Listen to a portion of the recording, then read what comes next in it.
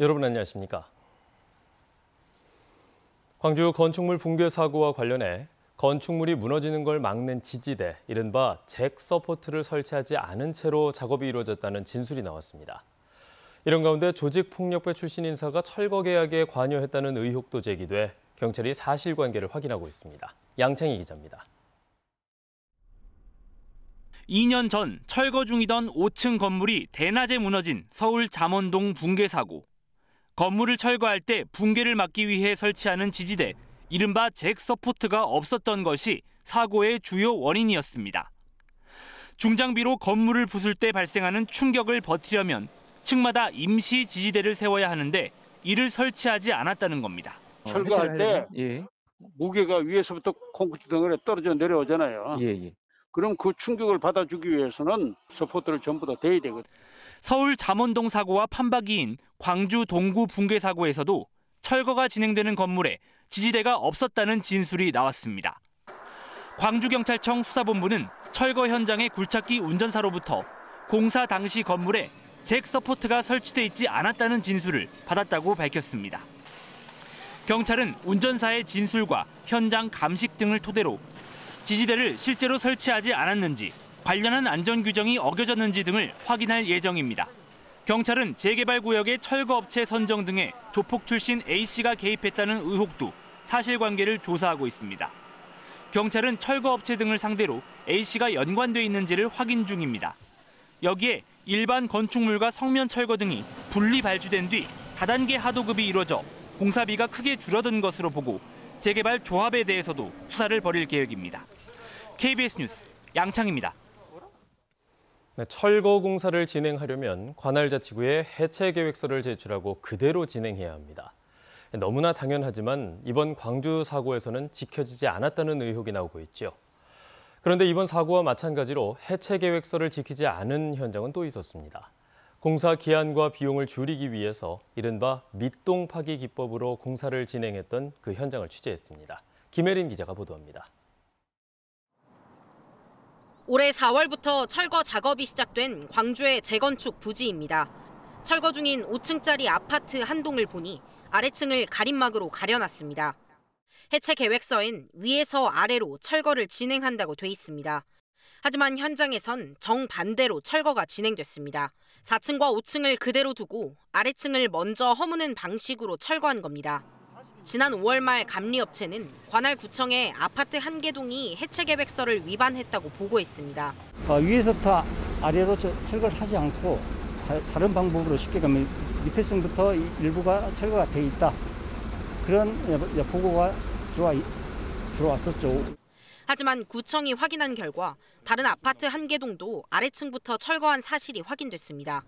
관할구청은 위반 사항을 누락해 보고한 감리업체에 과태료를 부과하고 현대산업개발을 포함한 시공사 3곳을 건축물관리법 위반 혐의로 고발했습니다.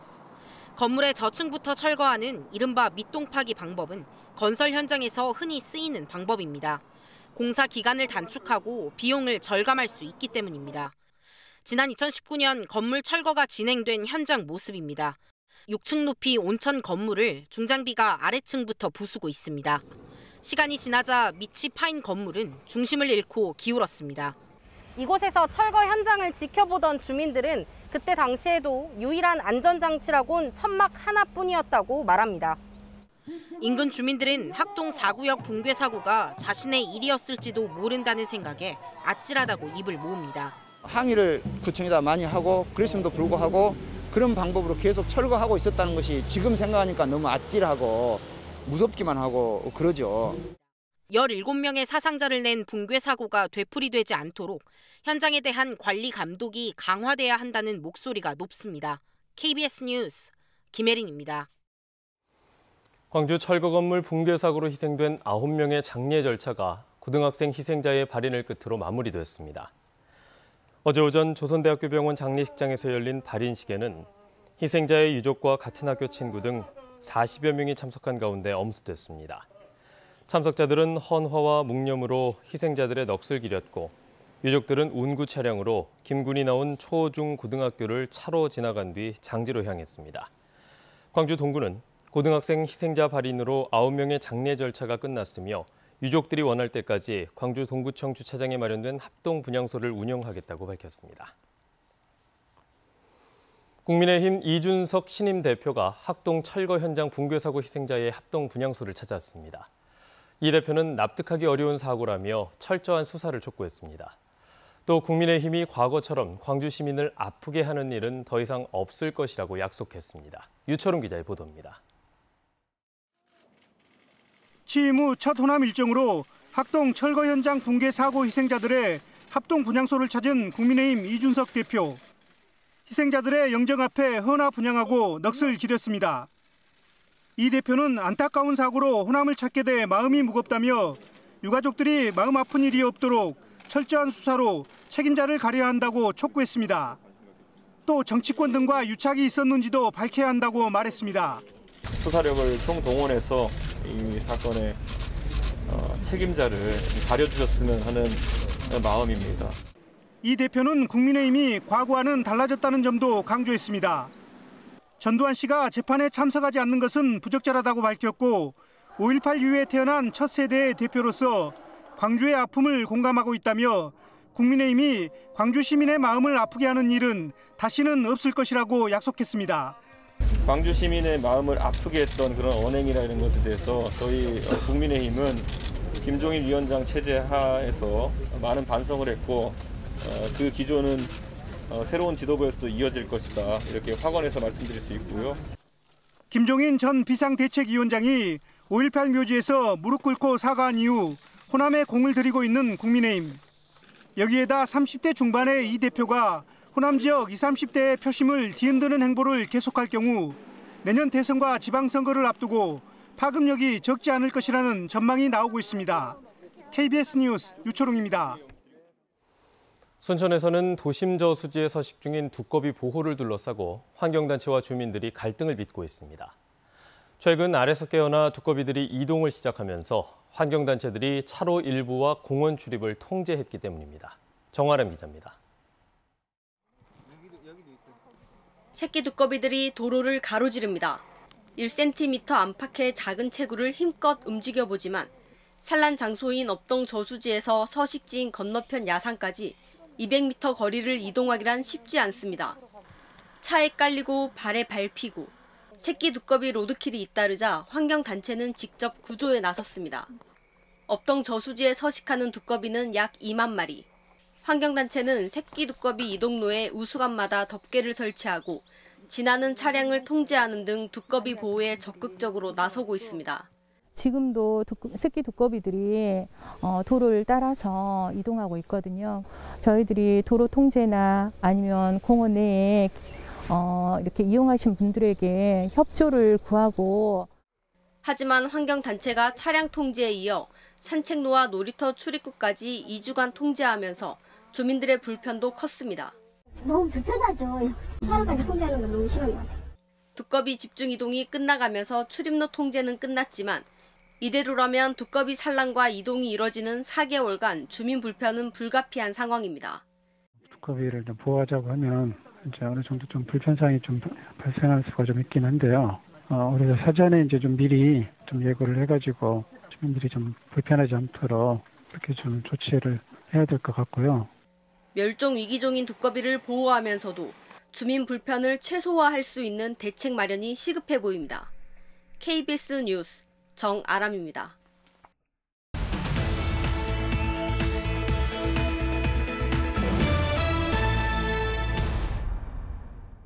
지리산 화엄사에서 전문 요가인과 일반인 그리고 스님 등 300여 명이 참가한 요가 대축제가 열렸습니다. 화엄사는 코로나 시대 국민과 함께 치유하고 상생한다는 의미에서 행사를 개최했다고 설명했습니다. 곡성군이 광주 신세계 백화점에서 지역 대표 특산물인 멜론과 사과의 산지 기획전을 오는 17일까지 진행합니다. 곡성군은 이번 기획전에서 곡성 멜론과 사과의 우수성은 물론 최근 새롭게 조성한 곡성 멜론 복합체험센터와 멜론마을을 소개할 예정입니다. 광주시 북구가 국가하천인 영산강변을 효율적으로 유지 관리하기 위해 광주환경공단과 업무 협약을 맺었습니다. 이에 따라 두 기관은 생태 교란종을 제거하고 유채꽃 단지를 대촌동 드론공원까지 확대하는 등 영산강변을 보다 친환경적인 장소로 조성할 계획입니다. 완도군이 사회적 협동조합 청산도 구들장논 보전두레와 국가 중요 농업유산인 청산도 구들장논 보전과 활용을 위한 업무 협약을 체결했습니다. 청산도 구들장논은 경사가 심한 지형에 돌로 구들을 놓는 방식으로 석축을 쌓고 위논에서 아래논으로 이어지는 구조를 통해 농업용수를 효율적으로 이용할 수 있는 특징이 있습니다. 지금까지 단신브리핑이었습니다. 어제 오후 6시를 기준으로 코로나19 신규 확진자가 광주에서 3명, 전남에서는 1명이 나왔습니다. 광주에서는 광주의 한 교회에서 함께 예배를 본 목사와 교인 등 3명이 확진됐습니다. 전남은 여수에서 서울 강남구 확진자와 접촉한 1명이 진단검사에서 양성 판정을 받았습니다. 전남의 외딴 섬과 의사가 없는 섬 주민을 위한 백신 접종이 시작됐습니다. 전라남도는 진도군 조도면을 시작으로 오는 30일까지 3개 시군 25개 섬 지역 600여 명을 대상으로 얀센 백신을 접종한다고 밝혔습니다. 특히 이번 접종은 해군의 도움을 받아 한산도압 내 경납고에서 진행되고 칸막이와 가림막 등을 설치해 대기자와 접종자가 겹치지 않도록 접종구역과 이동 동선을 분리해서 실시한다고 밝혔습니다. 전남 서남권 주민들을 대상으로 한 근대 역사 구술 다큐멘터리 근대사 100년 그들의 증언이 KBS 1텔레비전을 통해 전국에 방송됩니다. KBS는 해당 프로그램 가운데 10편을 선정해 내일부터 10주 동안 매주 수요일 오후 1시 50분에 전국에 방송할 예정입니다.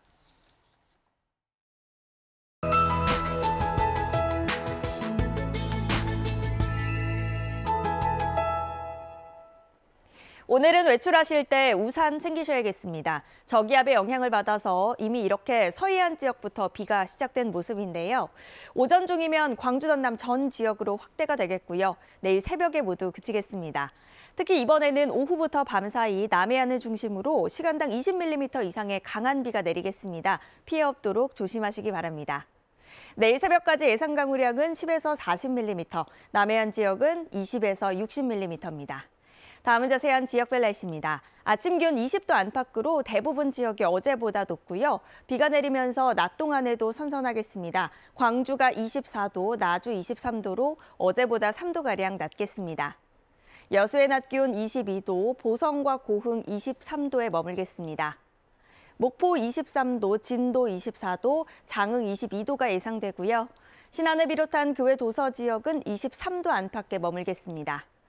오늘 오후부터 먼 바다를 중심으로 바람이 강해지고 물결이 최고 3, 4m로 높겠습니다. 항해나 조업하는 선박들은 주의하셔야겠습니다. 내일은 흐리고 모레 밤부터 금요일까지 또다시 비 소식이 있습니다. 날씨였습니다. 뉴스를 마칩니다. 여러분 고맙습니다.